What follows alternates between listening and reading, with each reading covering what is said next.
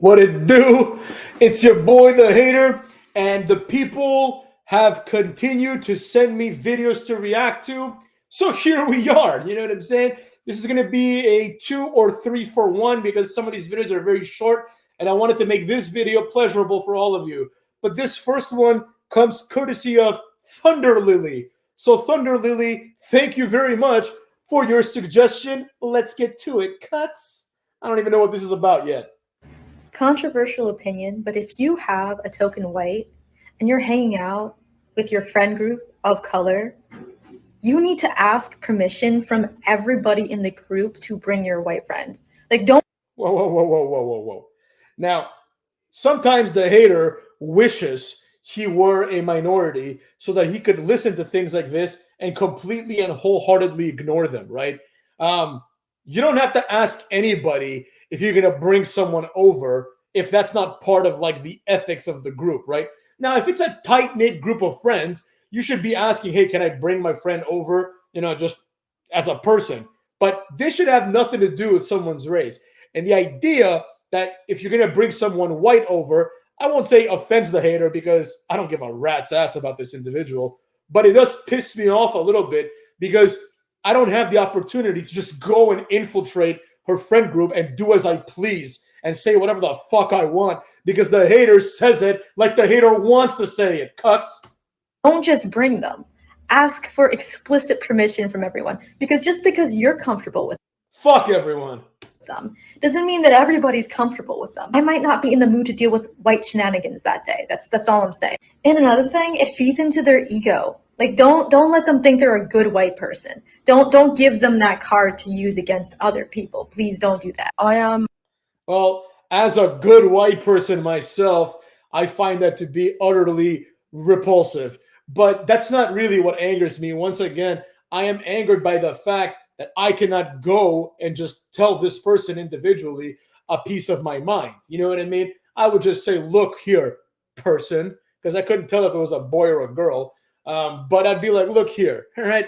Here's how it's going to go down. You don't tell me what I can and cannot do. Nobody tells me what I can and cannot do.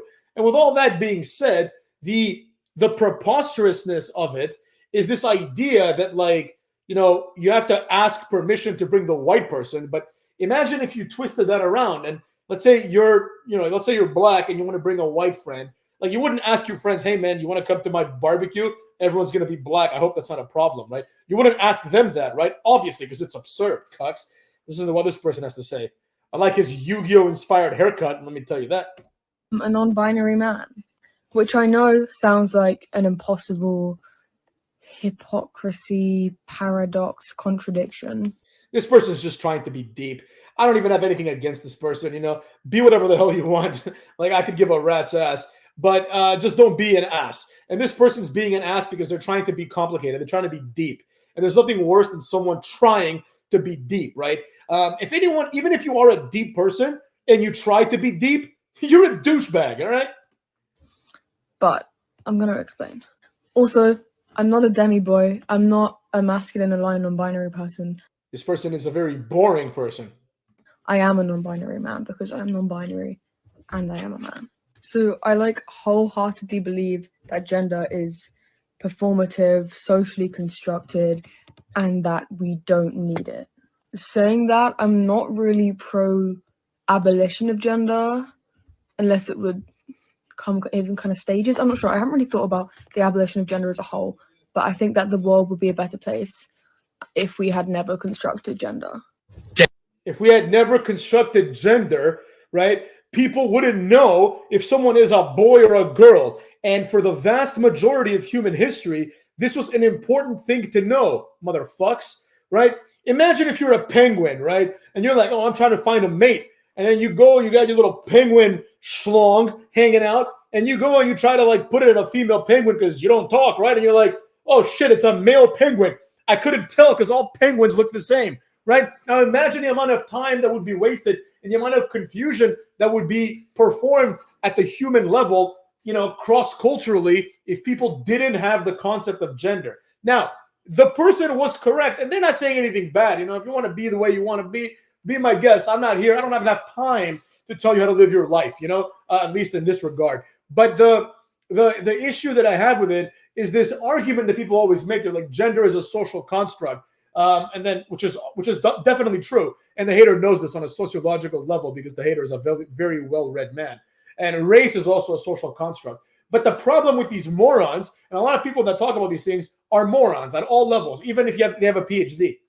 The problem is that they don't understand that just because something is a social construct doesn't mean that it has no value. You understand me? The concept of rape is also a social construct, right? Like when two dogs have sex and they make puppies, they don't ask for consent. They don't have that concept, right? All animal sex, except for humans and dolphins and a few other creatures that can communicate, all of this sex is a form of rape, right? And therefore, rape is a social construct.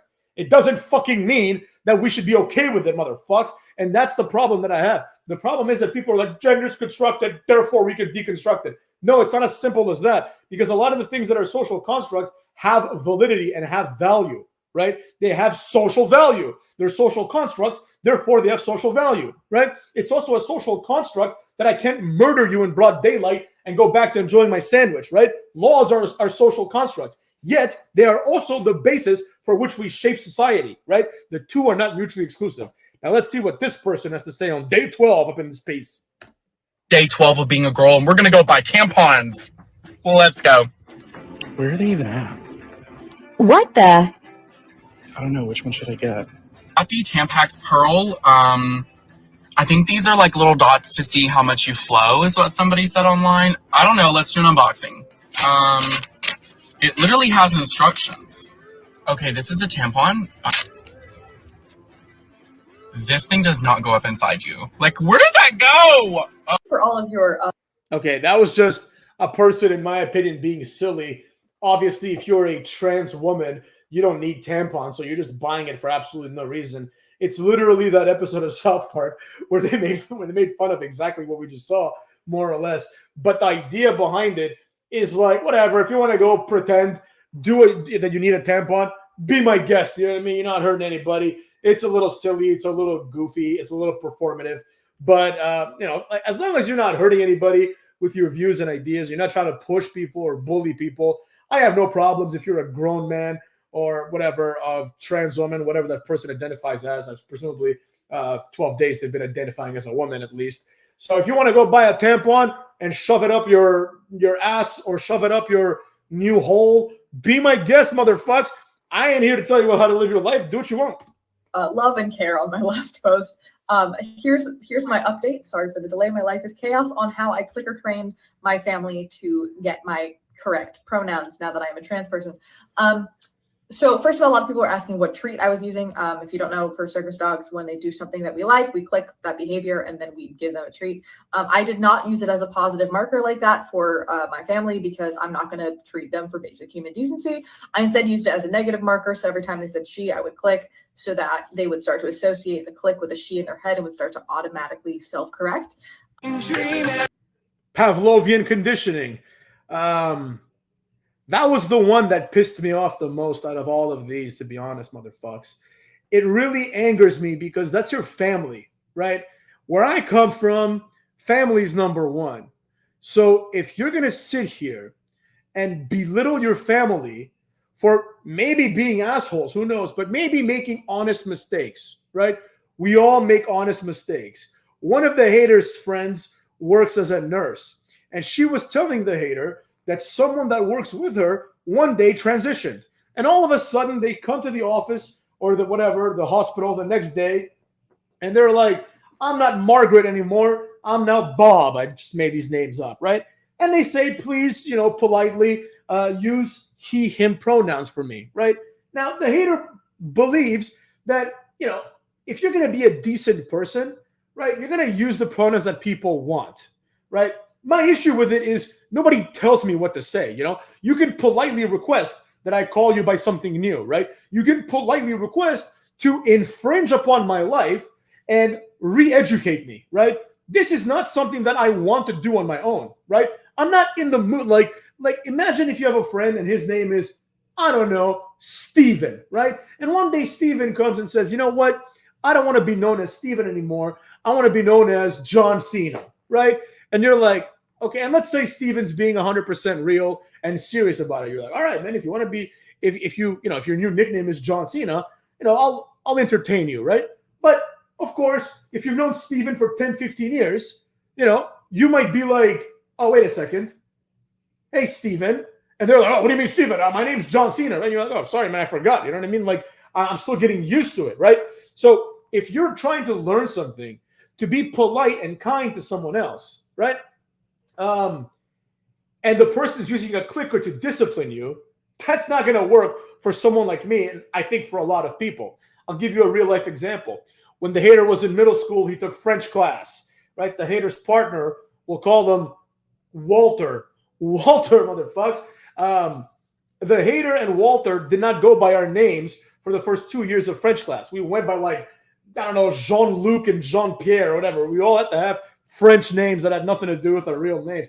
But by 8th grade, I was like, yo, Walter, because like I knew this guy from other classes. I was like, you know what, just call me by my name, right?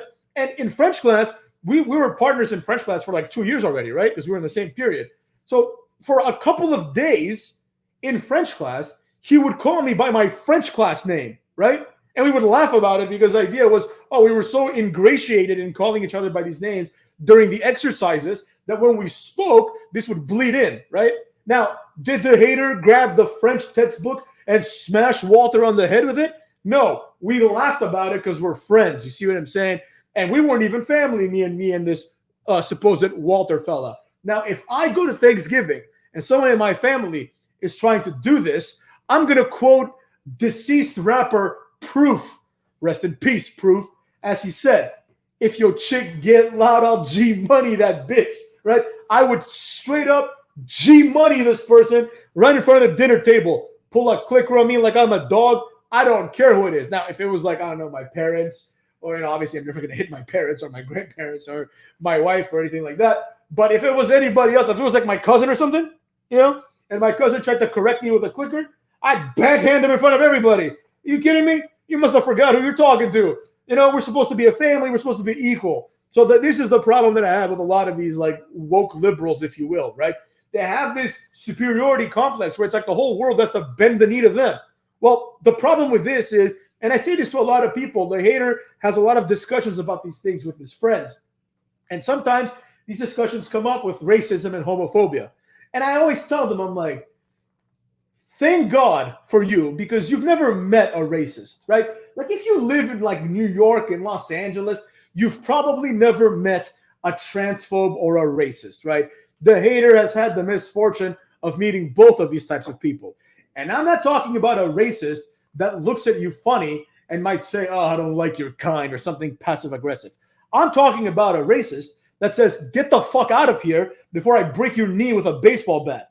You haven't met these kinds of people, right? You haven't met people that like will look at a trans person and they'll be like, I need to go home and literally take a shower to wash the proximity from them, right? You haven't met these kinds of people, and that's a good thing, right? That's a good thing for most of the soft-ass people that we have in this country, right? But the problem is, because you haven't met these people, you find otherwise innocuous people that are just trying to live their lives. They're just trying to be nice and kind people, and you jump down their throats with a clicker.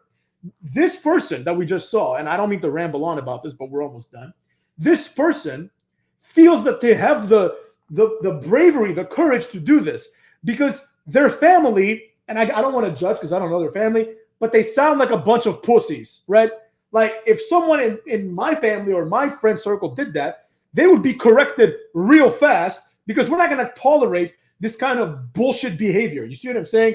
And it's nothing to do with being trans or being any kind of group, right? It's like, no. You treat me with respect, especially if you're asking me to change my behaviors, right? That's the primary issue here. These people have never met a real bigoted family member who'd be like, get the fuck off my table before I fucking stab you with the little fork that people use to hold the turkey down when they carve it, right? There's people like that all over the world and even in America, right? But because a lot of people, their biggest interaction with homophobia or racism or anything like that is, oh, this person microaggressed me, they forgot that in a world of microaggressions, there's also macroaggressions. There are people out there, motherfuckers, who will hate you. irrespective of your race. You can be white, Asian, black, Latino, you could be gay, you could be straight even, right? And there are people out there that would hurt you just because you are one of those groups, right? But the good thing is that these people are few and far in between in the United States. Now, I know in some parts, like if you're in Alabama, that's not a good idea. But generally speaking, if you're in, I don't know, DC, Baltimore, New York, Boston, Dallas, you're not going to encounter these types of people. And that's the problem. I'm not saying it's a good thing for this person to encounter one of these types of people, but the facts are the facts. They haven't. And that's why they have the balls to pull out a clicker and correct their family members. Because I can tell you this, if my grandfather was still alive and someone did that to him, let me tell you, this person would not be posting a video a few moments after. Let me tell you that. And with that being said, Cucks, this has been a personal favorite video of mine. So please like, comment, share, subscribe, do all those things. Help me out. I'm trying to grow, Cucks.